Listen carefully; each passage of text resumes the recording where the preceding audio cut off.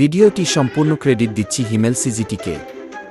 দয়া করে কপিরাইট দিবেন না। এখন আমার যেতে হবে গোসলে। গোসল করব হলো 5 ঘন্টা। গোসল করতে গেলে আবার যদি কারেন্ট চলে যায় তারপর আমি কি করব? মোমবাতি নিতে হবে 2টা। কারণ আমি 5 ঘন্টা গোসল করব। 5 ঘন্টা গোসল করতে গেলে কারেন্ট চলে যায়। আর যদি কারেন্ট চলে যায় তাহলে অন্ধকার হয়ে যাবে।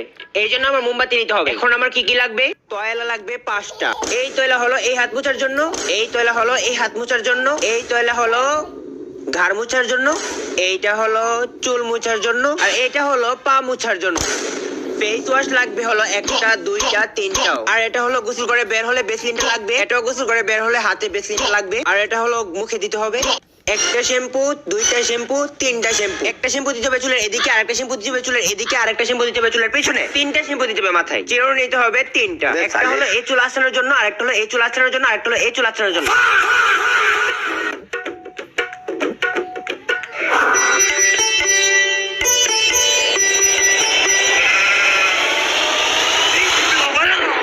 আরে আমার জমিদারের ছেলে ঘুম থেকে উঠ, তাড়াতাড়ি গোসলে যা। আরে যাইতেছি তো।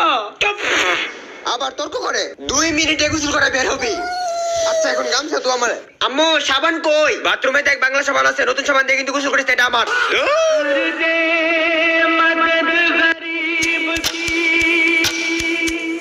বাথরুমে ঢুকছে হলো একটা একে, আর এখন বাজে হলো 1টা 6।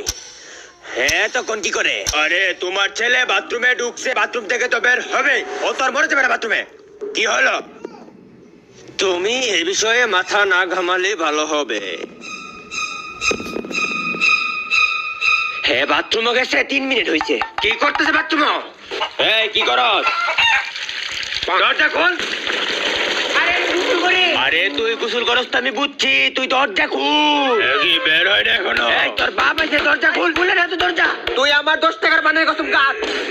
আরে দরজা খুলে না। তুই আমার পানের কসম কাট। আরে তোমার পানের কসম। আল্লাহ আমার পান নিয়ে মিথ্যা কথা বলে